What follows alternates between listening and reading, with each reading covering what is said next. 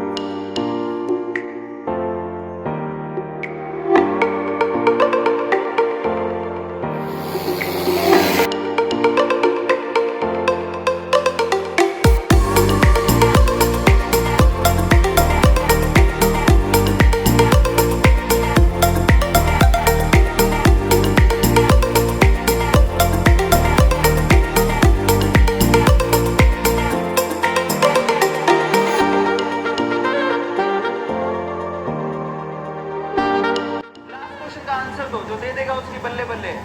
अब ये पीसीसी किसी ने तो रट के रखा, जो हर बात पे पीसीसी लिख देता है।